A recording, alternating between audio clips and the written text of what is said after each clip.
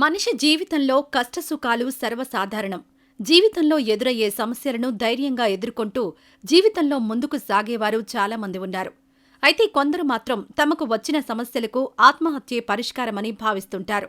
అందుకే క్షణికావేశంలో దారుణమైన నిర్ణయాలు తీసుకుని కుటుంబాన్ని మరింత కష్టాల్లోకి నెట్టేస్తారు.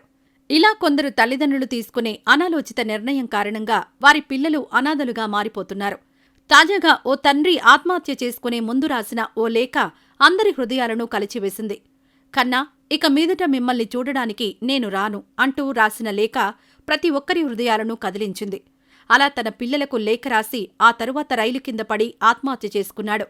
పూర్తి వివరాల్లోకి వెళ్తే, అన్నమయ్య జిల్లా రైల్వే కోడూరుకు చెందిన కలమడి ప్రసాద్ బాబు, సుకన్య దంపతులు. వీరికి అక్షిత, ఐశ్వర్య, అరవింద్, అవినాష్ అనే నలుగురు సంతానం ఉన్నారు.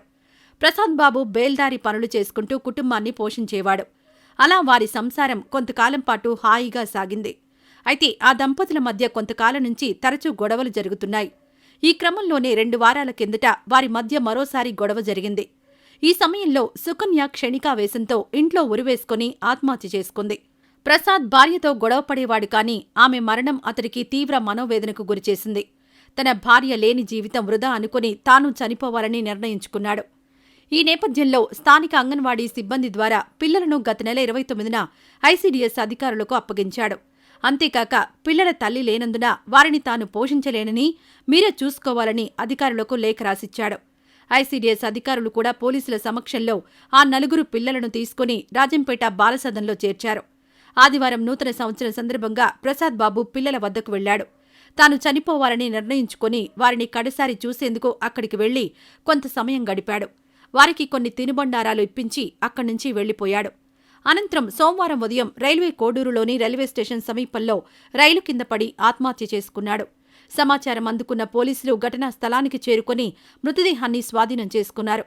పిల్లలను తమకు అప్పగించే ముందు రోజు నుంచే తాను చనిపోతానని, పిల్లలను భద్రంగా చూసుకోవాలంటూ ప్రసాద్ కోరినట్లు సీడీపీఓ రాజేశ్వరి తెలిపారు.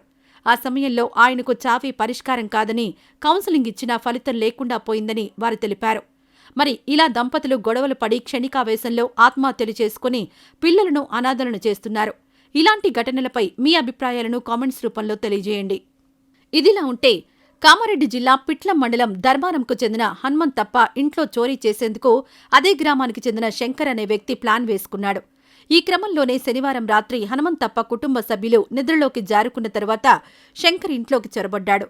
ఇంట్లోకి దూరిన దొంగ అక్కడ దొరికిన బంగారమంతా తీసుకుని సర్దేసుకున్నాడు. ఇక వచ్చిన పని పూర్తయిందని ఎంతో సంతోషపడ్డాడు. ఈ క్రమంలో బయటకు వెళ్లే సమయంలో ఇంట్లో ఓవైపు పత్తి కనిపించింది. శంకర్ కాస్త విశ్రాంతి తీసుకోవడానికి దానిపై పడుకున్నాడు. మద్యం మత్తులో ఉండడంతో అతడు మెల్లిగా నిద్రలోకి జారుకున్నాడు. హనుమంతప్ప కుటుంబ సభ్యులు ఆదివారం ఉదయం నిద్రలేచి ఇంటికి తాళం వేసి తమ పనులకు వెళ్లిపోయారు. వారు వెళ్లిన కాసేపటికి శంకర్కు మెలకు వచ్చింది. అయితే వారు బయట తాళం వేసి వెళ్లడంతో రోజంతా ఇంట్లోనే ఉండిపోయాడు. చివరకు సాయంత్రం హనుమంతప్ప కుటుంబ సభ్యులు ఇంటికొచ్చి తలుపు తీయగా శంకర్ కనిపించడంతో షాక్ అయ్యారు. స్థానికుల సాయంతో ఆ దొంగను బంధించిన హనుమంతప్ప కుటుంబ సభ్యులు అతన్ని ఓ గుంజకు కట్టేశారు. అతడు దొంగిలించిన సొమ్మును తిరిగి స్వాధీనం చేసుకున్నారు. అనంతరం పోలీసులకు సమాచారం అందించడంతో వారు అక్కడికి చేరుకున్నారు. అతన్ని అదుపులోకి తీసుకుని స్టేషన్కు తరలించారు. శంకర్పై గతంలోనే 2 కేసులున్నట్లు పోలీసులు చెబుతున్నారు. మద్యం అన్ని కుటుంబాలను నాశనం చేస్తే హనుమంతప్ప కుటుంబాన్ని కాపాడిందని స్థానికులంటున్నారు. మరి ఈ ఘటనపై మీ అభిప్రాయాలను కామెంట్స్ రూపంలో తెలియజేయండి.